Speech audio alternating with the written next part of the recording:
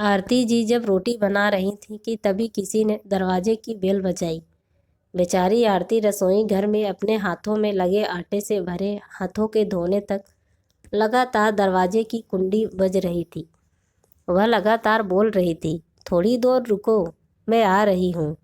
अब इस उम्र में वह भागकर जा भी नहीं सकती दरवाज़ा खोलने के लिए।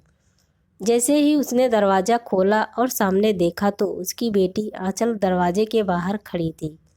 तब उसे आश्चर्य हुआ कि कुछ बताया भी नहीं, मैंने भी नहीं बुलाया तो आंचल अचानक कैसे आ गई। अपनी बेटी को देखकर आरती बोली, आने से पहले बताना तो चाहिए था, अकेले ही आई हो क्या? जमाई जी और बच्चे कहाँ हैं? आरती ने एक साथ कई सारे सवाल किए। तभी आंचल बोली, माँ, क्या कोई अपनी प्यारी इकलौती बेटी का ऐसे स्वागत करता है? मुझे लगा कि तुम मुझे अचानक देखकर बहुत खुश होगी और सबसे पहले मुझे गले लगा लोगी, पर यहाँ तो उल्टा ही हो रहा है। शायद तुम दुनिया की पहली माँ होगी जो बेटी को ससुराल से अपने घर आते देख खुश होने के बजाय चिंता में पड़ गई। क्या मैं अकेली इस घर में नहीं आ सकती क्या? हमेशा दामाद और बच्चों के साथ ही आना जरूरी है? बोलकर आंचल घर में प्रवेश कर गई और अपना सामान रख कर बोली, भाभी कहाँ पर हैं? भाभी जल्दी चाय नाश्ता लेकर आओ, अपनी ननद आई हैं। बहू घर पर नहीं है, अपने मायके गई है। माँ ने कहा, अच्छा इसलिए तुम घर संभाल रही हो और खाना बना रही हो? माँ, तुम्हारी बहू के तो बड़े ठाठ हैं। बहू मौज से घूम रही है और सास घर संभाल रही है। देखो ना, आपने बहू के आने से पहले ही खाना बना रखा है, उसे घर आकर कुछ भी काम करने की ज़रूरत ही नहीं पड़ेगी। बड़े नसीब लेकर आई है आपकी बहू। और एक मैं हूँ जिसे उसकी सास कभी एक गिलास पानी भी नहीं पूछती। आंचल ने ताना मारते हुए कहा, बेटा, प्यार और इज्जत ऐसी चीज़ है जो पहले किसी को देते हैं फिर उससे अपेक्षा रखते हैं कि वह भी हमें वापस दे। माँ ने उसे समझाते हुए कहा। माँ ने आगे कहा, हर एक लड़की और अपने ससुराल में जगह बनानी पड़ती है, वहाँ कुछ भी आसानी से नहीं मिलता। तुम अपनी सास से एक गिलास पानी की अपेक्षा करती हो, तुम तो उनकी बहू हो। तुम बहू होकर भी तुमने कभी उन्हें एक गिलास पानी दिया है क्या? तुम शादी के बाद ससुराल में रही हो कितने दिन? जब तुम्हारे मन में को लगा तब अपनी बैग भरी और सीधा मायके आ जाती हो। मायका और ससुराल एक ही शहर में है, इसका ये मतलब नहीं कि तुम जब चाहो मायके आ जाओ, जब चाहो उतने दिन रहकर वापस ससुराल चली जाओ। मायके में भी बेटी को मान सम्मान तभी मिलता है जब बेटी ससुराल का मान सम्मान रखकर मायके में कुछ दिनों के लिए आती है, तभी उसे मान सम्मान मिलता है। ऐसा हर रोज़ बिना बुलाए कोई कारण ना होते हुए भी कोई बेटी मायके आती होगी तो उसको साधारण पूछताछ भी कोई करता नहीं। और तुम मेरी बहू को बोलती हो ना, तुम तो मेरी बहू की बराबरी ही मत करो। वह कभी भी बिना बुलाए मायके नहीं जाती और गई भी तो वहाँ की कोई भी बात में वह कुछ नहीं बोलती। वह जब घर में रहती है तब वह मुझे घर में कोई भी काम को हाथ लगाने नहीं देती।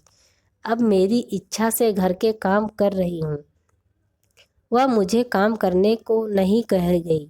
अपनी बेटी को माँ के सिवाय अच्छा कौन समझ सकता है? मुझे तुम्हारा स्वभाव अच्छा तरह पता है।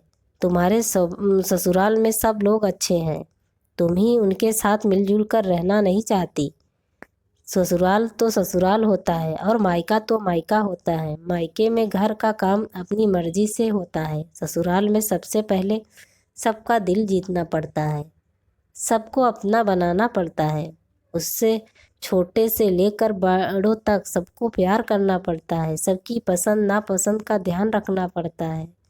सबसे पहले प्यार से बोलो, सबको उनके कामों में मदद करनी पड़ती है, तभी सब लोग घर में आई नई बहू का स्वीकार करते हैं, उसे अपना मानते हैं। तुम जिम्मेदारी लेने के लिए तैयार ही नहीं हो, इसलिए रोज़ रोज़ मायके चली जाती हो, यहाँ आकर भी वही करती हो। अभी की बात देख लो, घर में कदम भी नहीं रखा, उतने में ही भाभी को ऑर्डर देना शुरू कर दिया, भाभी मुझे चाय नाश्ता लेकर आओ। वह व्यक्ति घर में है या नहीं है, वह कैसी है, उसकी तबीयत कैसी है, वह पूछना भी जरूरी नहीं समझा। घर में आए मेहमान की मेहमान नवाजी तब होती है, पर उनका बर्ताव बोलना सामने के व्यक्ति को पसंद आया तो मेहमान नवाजी न मांगते हुए भी पूरी होती है। पर तुम्हारा ऐसा बर्ताव मुझे ही पसंद नहीं आता तो तुम्हारे ससुराल के लोगों को कैसे पसंद आएगा। तुम बोलती हो ना मेरे बहू का तो बहुत ठाठ है, तो वो बात सही है। उसने यहाँ हमारा दिल जीत लिया है और हर एक दिल को खुद ही जगह बनाई है। वो रोज़ तुम्हारे जैसे ससुराल के लोगों के साथ झगड़ा करके मायके नहीं जाती। इस वजह से ससुराल और मायका दोनों जगह उसकी इज्जत होती है। जब तक उसे अपने मायके से बुलावा नहीं आता तब तक वह जाती नहीं। आज माँ ने ही अपनी बेटी को उसके बर्ताव के दोष दिखाए, क्योंकि उसे लगता था कि अपनी बेटी को अभी नहीं समझाया तो वह उसे कभी नहीं समझाएगी। तब तक बहू भी घर आ गई। उसने आंचल को देखते ही वह बोली, अरे दीदी आप कब आई? मुझे फ़ोन किया होता तो मैं जल्दी घर आ गई होती ना।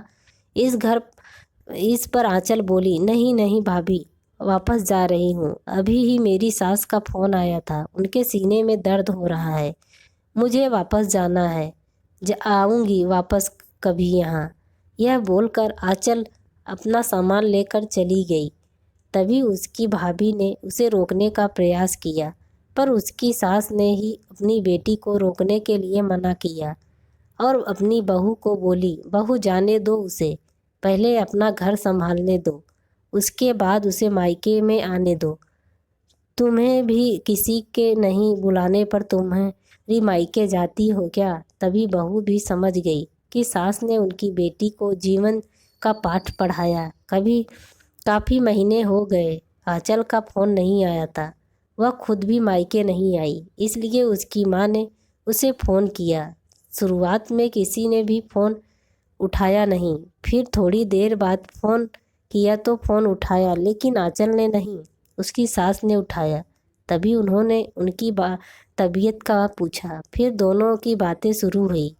तभी बीच में ही आंचल की सास ने उसकी माँ को धन्यवाद किया। तब अचानक उनके ऐसे बोलने पर उनको कुछ समझ नहीं आया, इसलिए आरती जी ने वापस पूछा, आप और किस के बात कर रही हो क्या?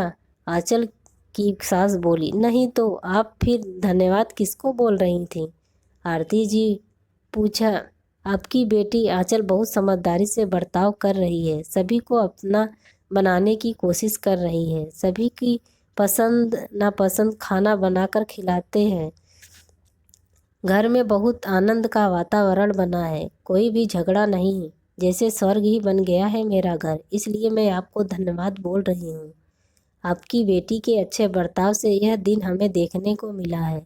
हम बहुत धन्य हो गए। पहले ही हमें उसकी तरफ से कोई भी अपेक्षा नहीं थी, पर आपने उसे समझा कर भेजा और उसके स्वभाव में बदलाव आया। आज उसी आंचल को मायके जाना तो दूर की बात, फ़ोन पर बोलने के लिए भी उसके पास वक्त नहीं है। वह अपनी गृहस्थी में व्यस्त हो गई है।